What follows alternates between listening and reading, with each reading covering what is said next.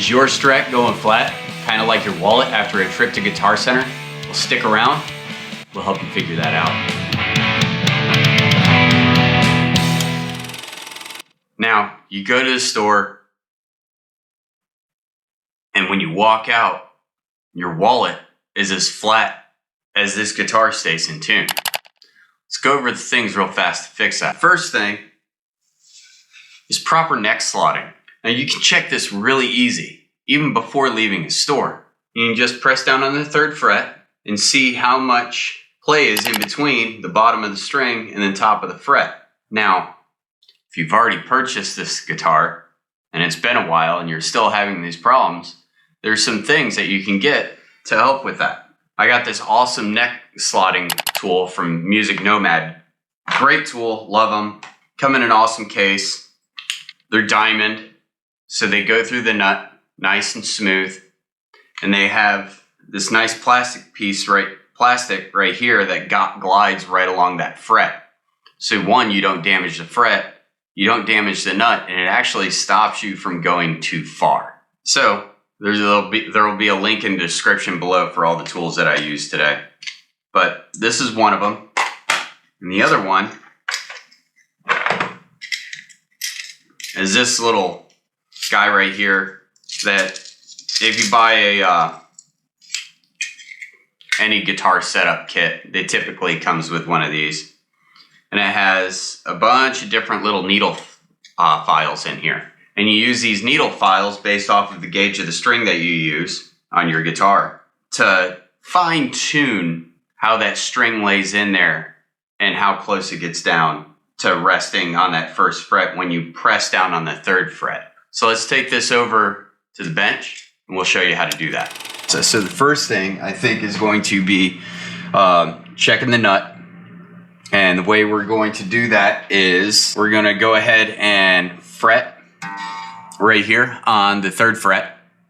And then we're going to see how much play is in between the bottom of that string and the 1st fret. And what we want it to do is just barely kiss or have a slight little float. And what I like to do is I'll start off with like a business card. Can I slide a business card up under there? If you got feeler gauges would be great. You can use the 001 feeler gauge as a good starting point.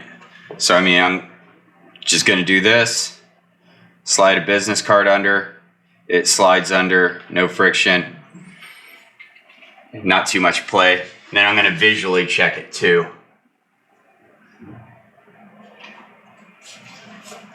That could slightly go down if I wanted to be really crazy about it. And for video's sake, let's go ahead and be crazy about it. I'm going to use my Music Nomad files. I love these things. They're great.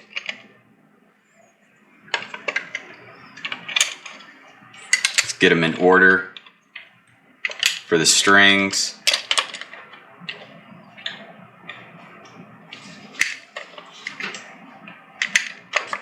There we go. All right, so these files are great because we can go ahead and use this as a guide to make sure we don't go too far down into the nut. We're going to just go ahead and lightly work the file back and forth.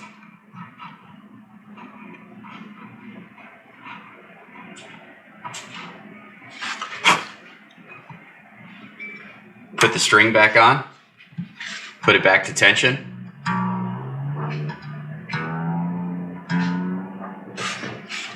And then check it again. And just go back and forth. Remember, you can always take away, you can't add to, so do it in small little steps.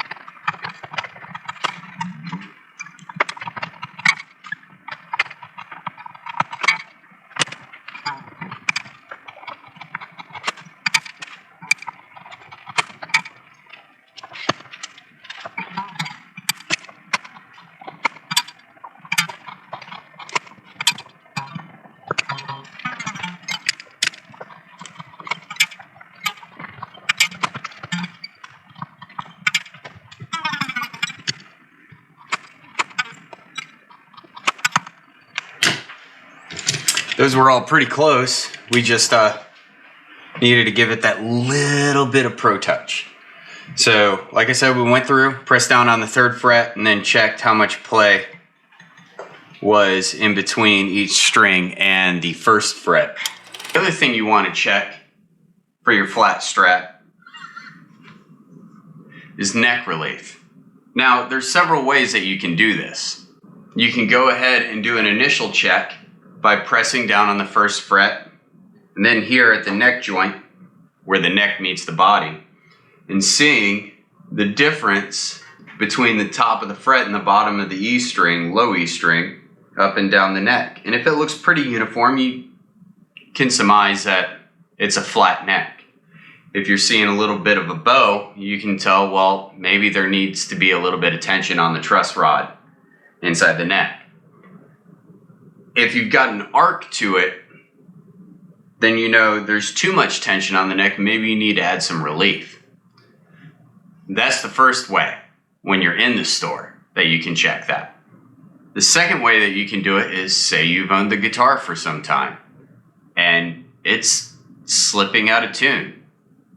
Well, grab your capo, place it on the 1st fret with just enough tension. Then place your finger right at the neck joint and check how much relief is in there. Once again, looking for the same things, and it's still the same process of adjusting the truss rod. Another way you can do this is using a fretboard level. Now, you can get these on Amazon, StewMac, places like that, and a lot of them come with multi-scale lengths. Now, figure out the scale that you're using, place it right on the center, and look down for light. You'll be able to tell if there's too much relief or not enough relief. Adjust the truss rod appropriately. Let's head over to the bench and check that out. Now that we got that all squared away, let's go ahead and check the neck. Sorry about that. Check the neck for relief. Now, all right, so next we got to go through and check the neck relief, right? So there's 3 different ways of doing this. One, you can do the capo method, where you put the capo on the 1st fret, and then you fret down here at the neck joint, and you check the relief around about the 7th, 8th fret area, so right there. And once again, the almighty business card can help you with that gap and see what that gap looks like.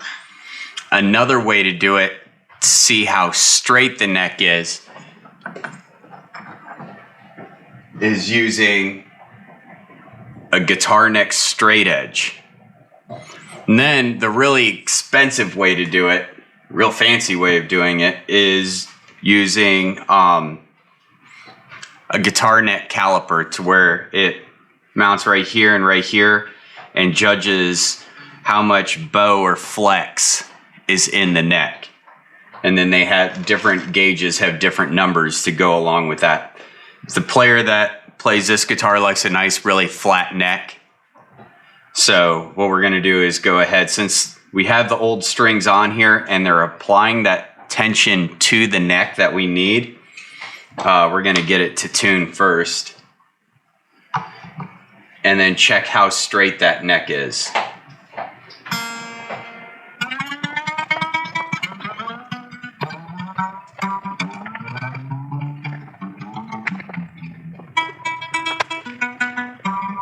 All right, so now that's up to tension, we'll go ahead and show you guys how to do the business card method real fast. So I'm going to go ahead and put the capo down here on the 1st fret.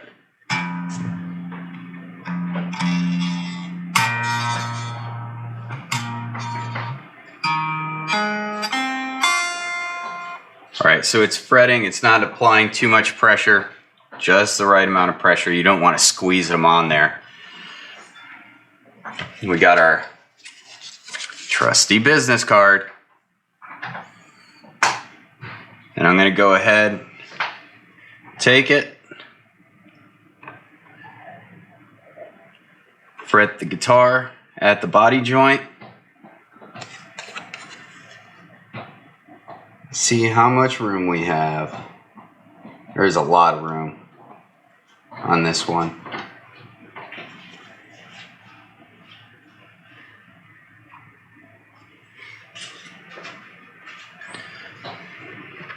And that's great if you don't have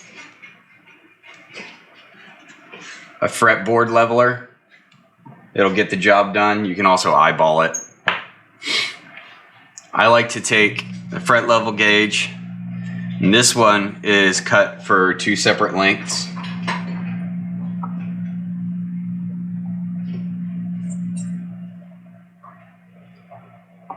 And I put it right there in the center, and then I aim down it right here and look for any light passing through to see if I have relief or a bow. There's a huge bow to this neck. All right, so what we're going to want to do, since this does have that bow to it, is add some tension to this neck, because right now the neck is going like this, and we want to flatten it out a little bit more. So the way to do that is find the Allen key to adjust the truss rod that's in there. So we want to add tension to it to take out that bow. So what we're going to do is turn it clockwise, or turn it towards us, and that'll add tension and bring a flatness. If there's too much and it's got an arc to it, then you want to take away some of that tension, because the strings will pull it back towards itself to go ahead and give it that level out. So let's go ahead and do that. This one's in here pretty tight because it hasn't been worked.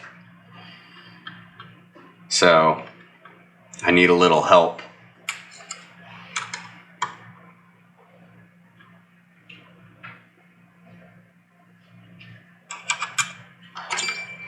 And you only want to do it like a quarter turn at a time.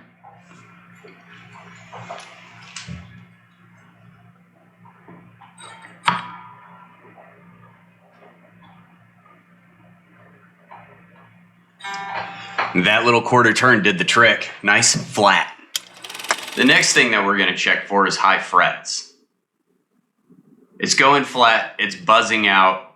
We've got an issue. It doesn't sound like that awesome, amazing Strat that you hear Jimi Hendrix play, or old slow hands. I do love me some birds. Well, the first way you can check that is by doing a quick chromatic scale.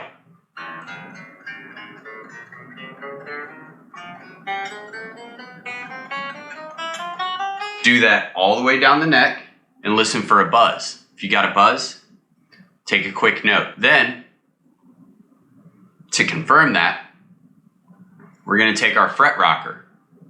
Once again, link below. You're going to take it, and I like to break it up into 3 sections. Place the fret rocker onto 3 frets, rock back and forth. And if it does rock, you know you got a high fret.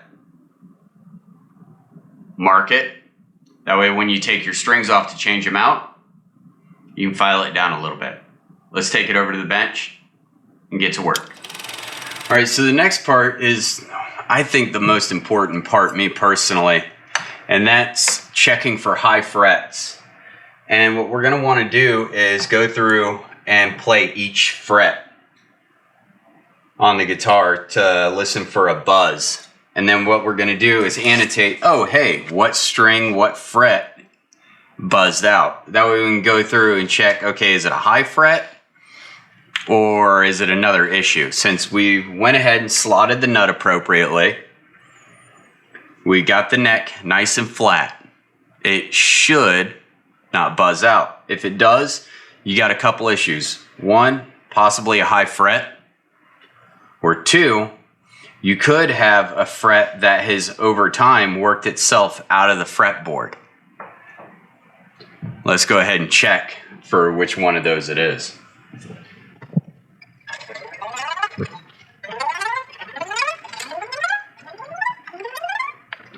All right, great news. We didn't hear any buzzing It all worked perfectly. So theoretically, playability is awesome. Let's go through with our check rocker just for instructional purposes and show you guys how I use the fret rocker. So what we're going to do is, starting up at the nut, we're going to use the long side of the fret rocker and we're going to rest it. And I like to break it up in thirds to where here's a lane, here's my lane. So in between the E and the A string is one lane. In between the D and the G string is a lane. And then in between the E and the B string is a lane.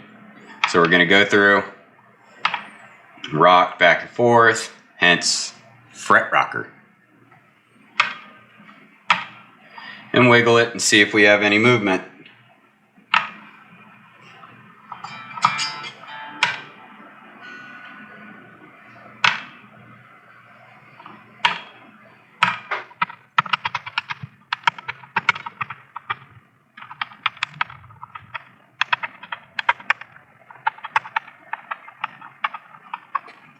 All right, so we went through, rocked it. We didn't have any high frets, once again. So we just confirmed what we did with the rough check by playing all the notes and making sure we didn't have any fret buzz.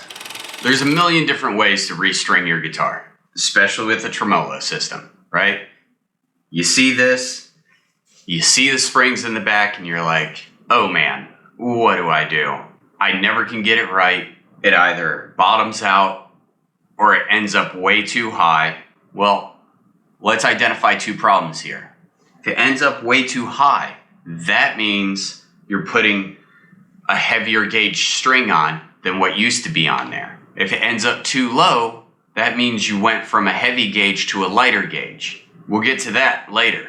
But to restring, you can detension all your tuners, laying the bridge flat on the guitar, get all the strings off, and then put them all on individually, which I like to do because it allows me to go through and really clean the guitar, get oil on the fretboard where it needs to be, wipe down all the dust and nasties, get it looking beautiful again. Or you can do it one string at a time to ensure that you're not messing with the float that you have on your tremolo. Me personally, when stringing, I like to place my hand right here on the 12th fret, laying the string across my hand, giving me my spacing, and then I do the over-under wrap on the posts. It's just an aesthetics thing. I like it.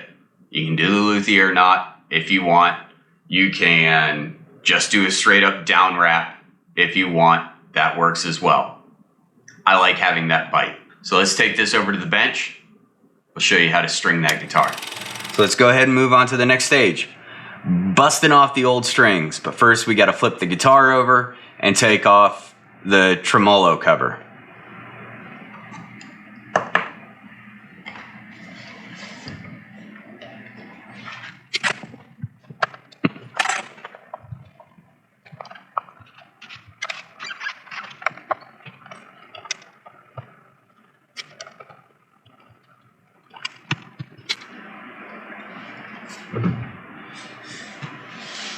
Now that we got the back plate removed, the tremolo springs exposed, we can go ahead and start taking off the strings and looking at putting on the new strings.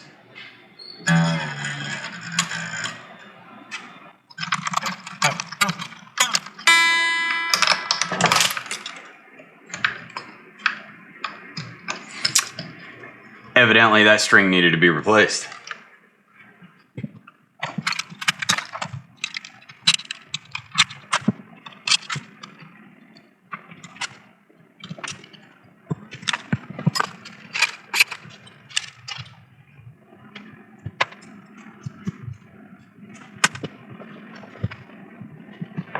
All right, now that we've got everything off the guitar, let's go ahead and give it a good wipe down, get all the dust and nastiness off of it. The polish looks just fine on it.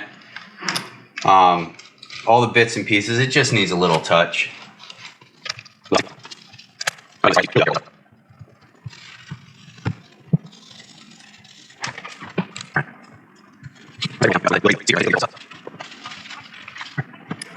Now that the strings are off, let's go ahead and check that fretboard radius.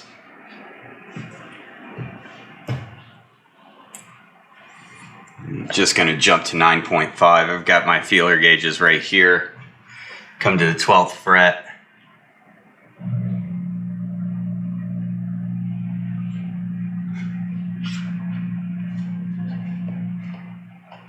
Now I just checked with 9.5 and it looked dead on, but I like to run all the way around sometimes and see what's going on.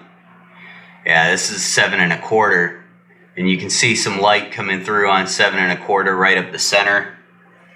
Now let's go 1 over, which is 10, and move it, and yep, there's light coming in off of the edges. So that lets me know it's not 10, it's not 7 1/4, it's 9 1/2. So we can go ahead and put the rest of these feeler gauges up. Now he didn't have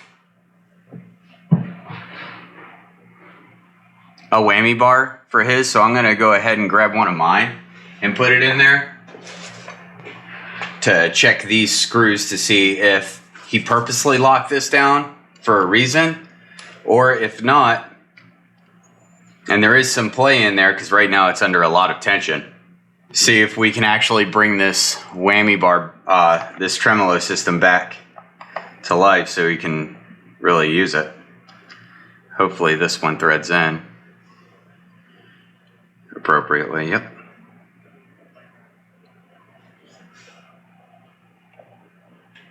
Yep, so we can go ahead and do that.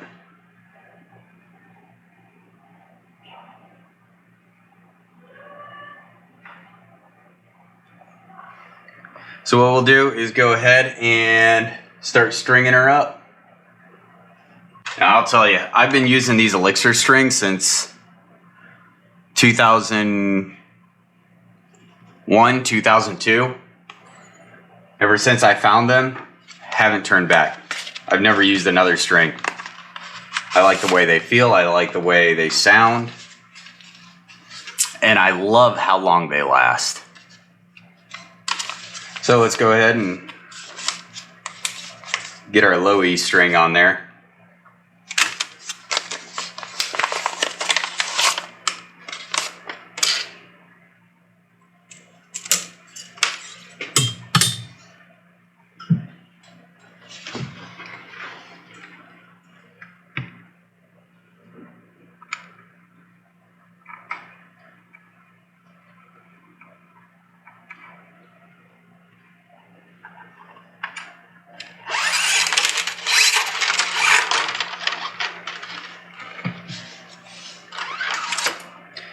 I like to do is I like to just go ahead and run all my strings in and through. That way it's done. Instead of flipping the guitar back and forth, back and forth, back and forth, just get it all done and over with.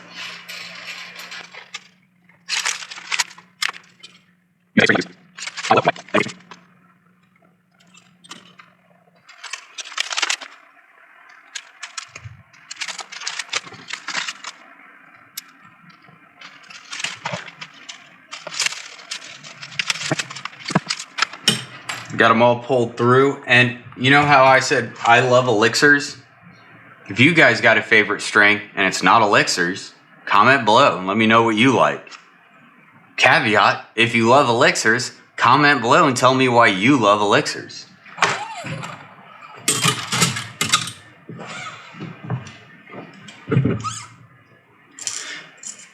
So there's several ways to do this part.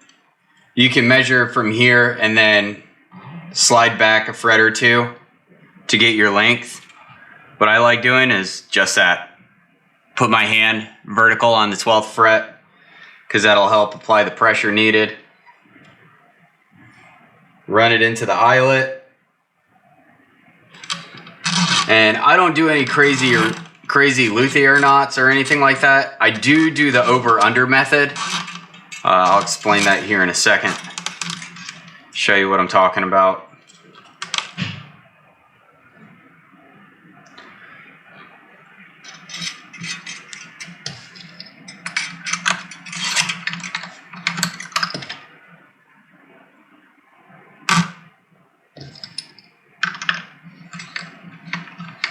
So, like like I was saying, the under over method. So this tag end is going to go under first.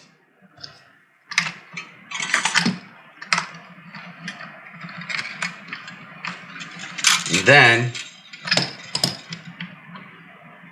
the tag end is going to go over.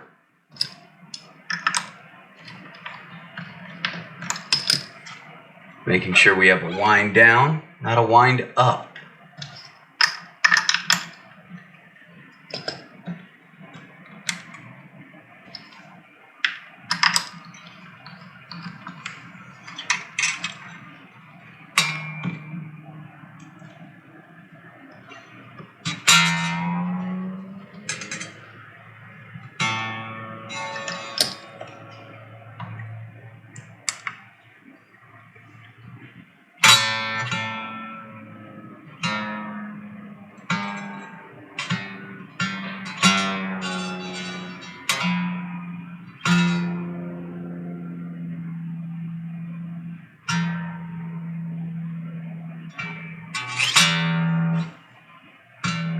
There we go. I like to cut off that tag end right away.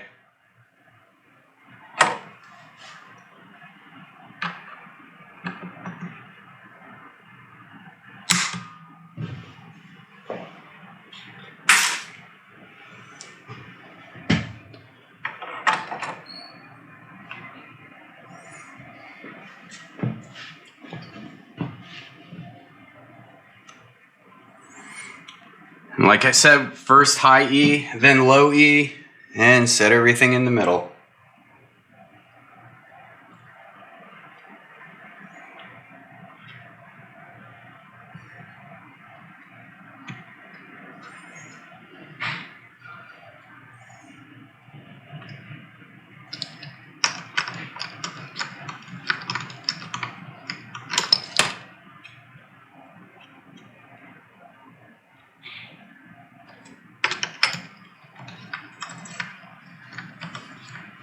You really got to pay attention though when you're doing the high E string and the B string, making sure you get that over under correctly. Setting the nut under the string guide, your string tree.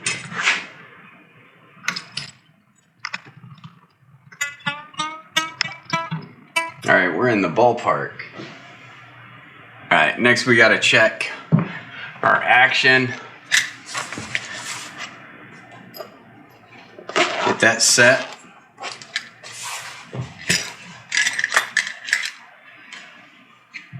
The way you do this is, this guy hasn't come into play yet, as you can tell, really. We're going to go ahead and check for about 1.75, 2 millimeters of action in between the bottom of the string and the top of the 12th fret. So I've got my ruler here. So we'll give that a little bit of height real fast. Now what I like to do is bring the saddles down into position. Right. So now that I got these saddle screws pretty much level with the top of the saddle, I'm going to go ahead and make my measurements. And wouldn't you believe it? Doing that, put it right at the 2 mark. That looks beautiful. Now he won't end up scraping his hand a bunch too when he's playing here, because he was complaining about the sole of his hand resting over here and just getting chewed up by these saddle screws.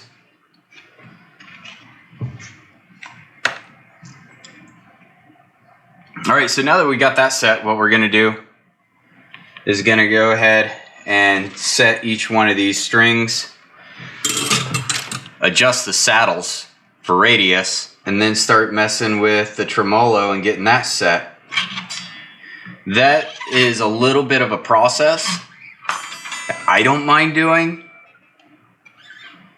but then again, I also don't mind playing and setting up Floyd Rose suspensions either. I think they all have their place.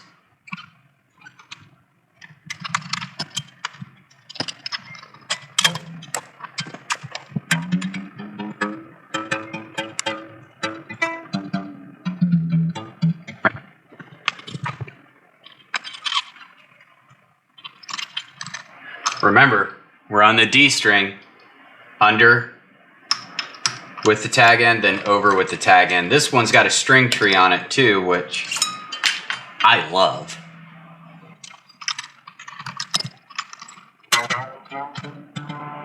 Now, right now, I'm just bringing these strings up to tension so they stretch out a little bit. Because I know when I go to raise that saddle on each of these strings, it's going to sharpen the string as well. So this is just to get the string stretched out a little bit while we do initial setup.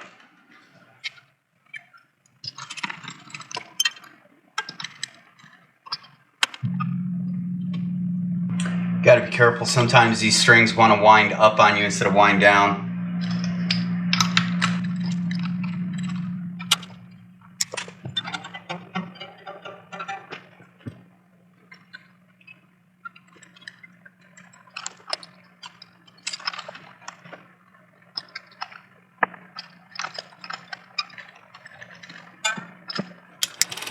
Next is setting the action, right? Go play your guitar, you do this awesome job, you finally got the nut set, you made sure the neck is nice and flat, you got the strings on, it's starting to sound good, but there's a problem. It's like you're having to travel 1,000,000 miles to fret a string down here on the 12th fret. Why is that? Well, your action's a little off. Or say it just doesn't feel right. Something feels off. The strings don't feel like they're aligned with the neck in any way, shape, or form. It could be your radius. Let's go over that. All right, so you're done so far with the real heavy lifting of getting your Strat to not be flat. The next part we have to do is the fine tuning, the small little things that really, really, really affect the playability and how the guitar feels and how well it stays in tune. First and foremost is going to be the action. You're going to get yourself a nice little string action ruler, and you're going to check the action on every string. The action is the distance between the top of the 12th fret and the bottom of the string, and that's adjusted down here on the saddles. Now what I do for a starting point is I bring the saddles all the way up to where the saddle and the top of the saddle screw is even with each other. So the top of the saddle screw is flush with the top of the saddle. And then I go through and I adjust them all appropriately. The reason why I go so high is I like to bring it down. It's easier to see the line and I'm creeping down on it. Then once I do that and I've established a good point, I've already gone through and checked the neck radius. And the neck radius on a Fender Strat is typically 9.5. I'll take my radius tool down here to the saddle and place it under there and rest it up against the strings and see which one is high and which one is low. And if I have any that are high or low back here at the saddle, I'll make adjustments appropriately. And then go back up here and check once again and verify that I wasn't completely off on my assessment. Let's take this over to the bench and get to work. So now that we got all the strings on here onto the guitar, let's go ahead and check the action on all these and check the radius at the bridge and saddles.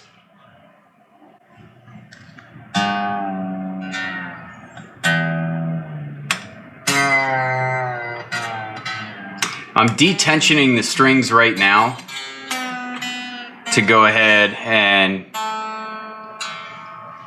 allow me to set these saddles up, because remember, I like to creep down instead of creep up.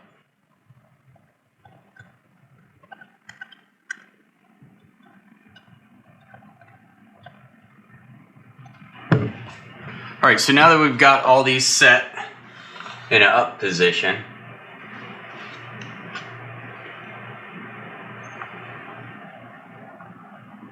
double check this guy.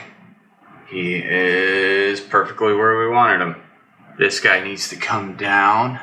I like to do these in half-turn increments.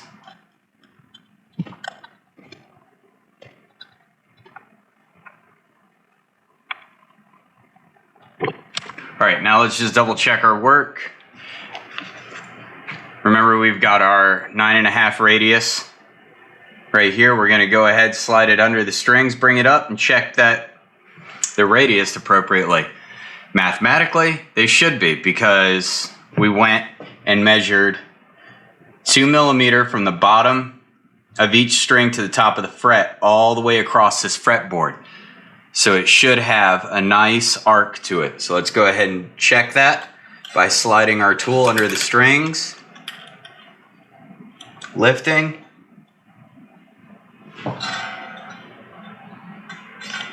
and seeing where we touch, where we don't touch. And that should tell us everything we need to know. Make adjustments where needed. Remember, the smallest adjustment goes a long way. And the more time you take in prepping an instrument appropriately, the better it'll play for a longer time.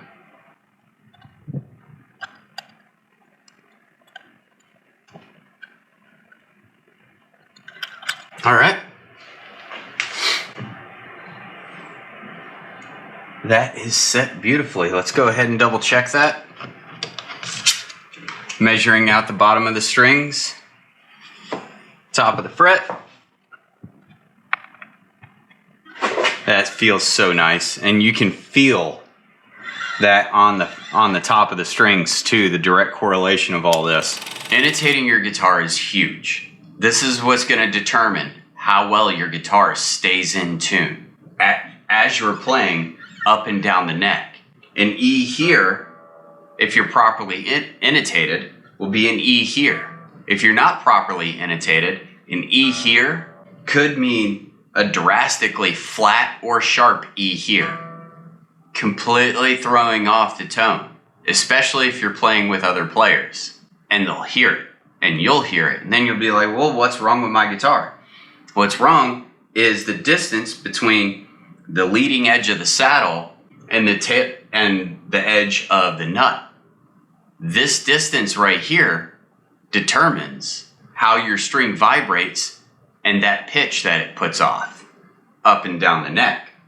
So the way we do that is we grab our tuner, we place it on the neck, on the headstock or the peg head, we hit our E string, and we make sure our E string is perfectly in tune.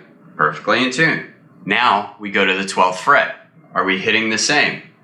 Yep, we're hitting the same. Now say we're not.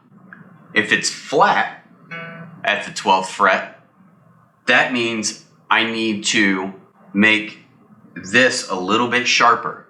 The way we make it sharper is taking the saddle and bringing it up towards the nut. Say we hit this and it's sharp.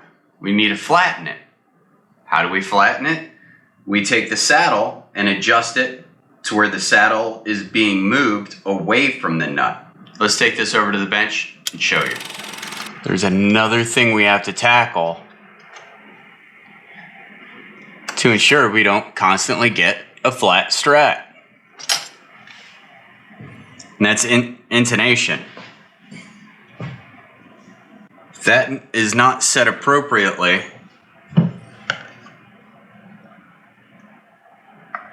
then once you hit the 12th fret it's going to sound out of tune. It's going to be either flat or sharp.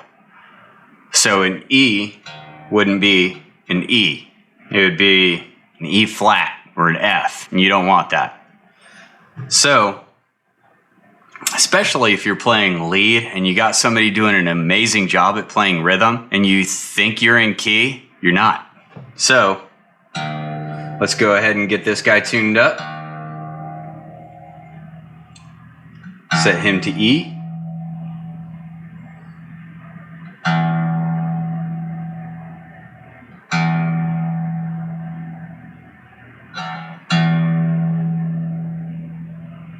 And we're there. Now let's go ahead and fret it. We're sharp. So what that means is if it's sharp, here's a cool way to look at it. If you set up your tuner to where your tuner is facing you like this, it tells you where to send the saddle. So if it's sharp like it showed, I need to draw the saddle in. If it's flat, I need to draw the saddle, send the saddle out towards the nut. So another way to think about it is wavelengths, right? If it's sharp, I need to draw that wavelength out, make it longer. How do I make the wavelength longer? By making the string longer. So, since we're sharp, and only by a little bit, I'm going to do it, once again, quarter turns or half turns, right? I'm going to do a quarter turn clockwise on the low E saddle to bring that saddle in. Tune it back to E. E. A little sharp. Let's go ahead and another quarter turn.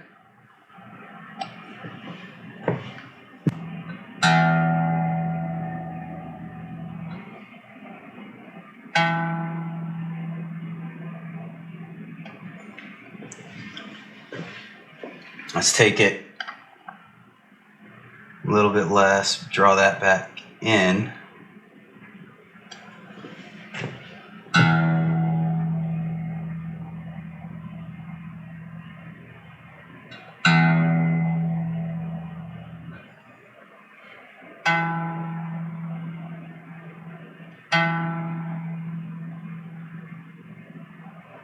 Beautiful, right on the nose. Now go ahead and do that for all the strings going forward.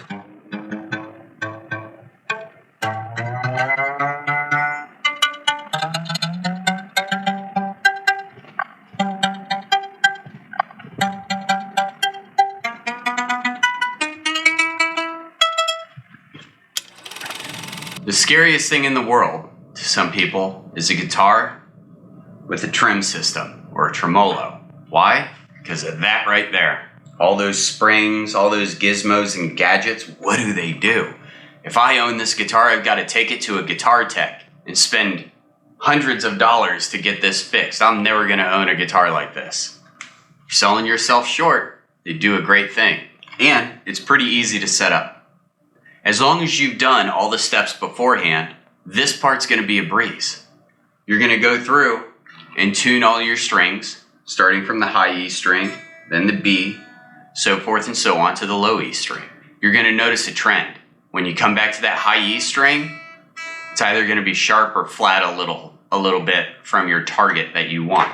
Say if you're tuning to E flat or E standard or D, don't worry.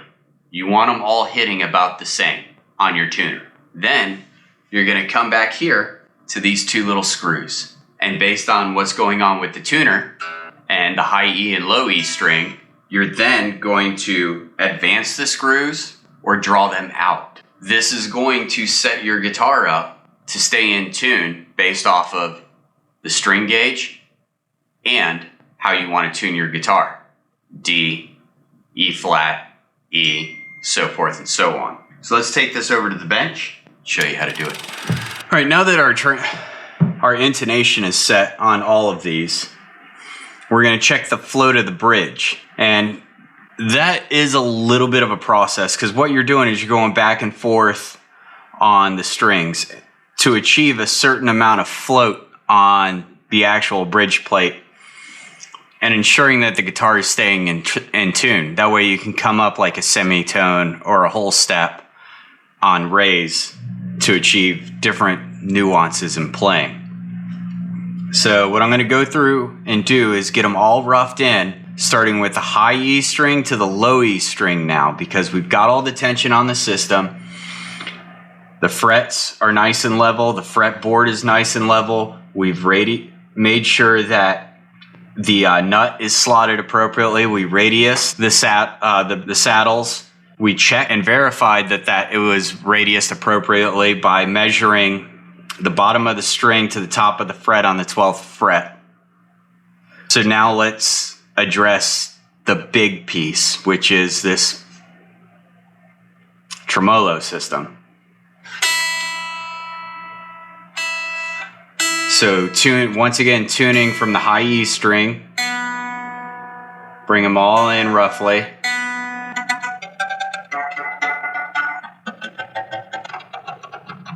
All right, now that I've gone through and tuned them all to E standard, seeing what's happening. So I'm going to detune my E a little bit. And I noticed that they're all hitting the tuner right about the same spot. My tremolo system is floating now at roughly 3 millimeter, which is going to give me a huge drive. So if I go to raise it, it'll definitely raise it a whole step, maybe a whole and a half a step. So from E to G, it would definitely do that. What I want to do is send the 2 screws that are in the body, send those in so it adds tension while keeping track of where my low E string is tuned to. And we want to do this evenly. So I'm going to turn my tuner around. Take this off and make it a little bit easier on me. I'm going to watch my tuner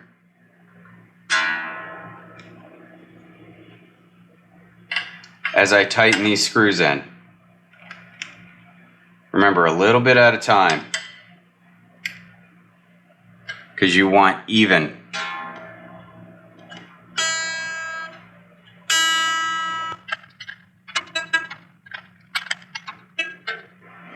All right, they're pretty much there. I'm just going to give them each not even a quarter of a turn, like an eighth of a turn. All right, that put it right on the nose for the low E string. The high E string is a little flat. That's fine. We can go ahead now and give it its final tune.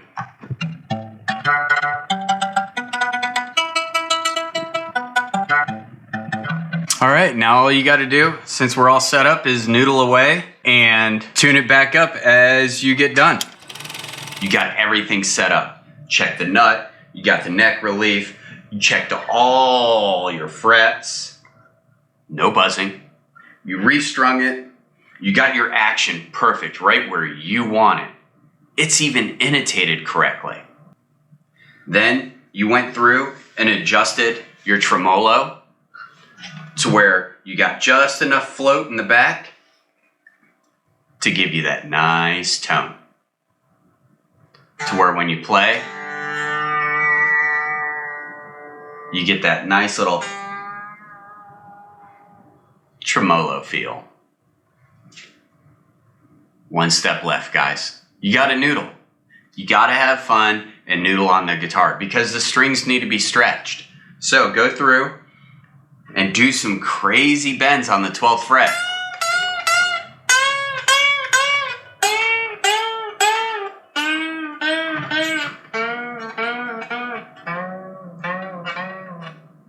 And then noodle around.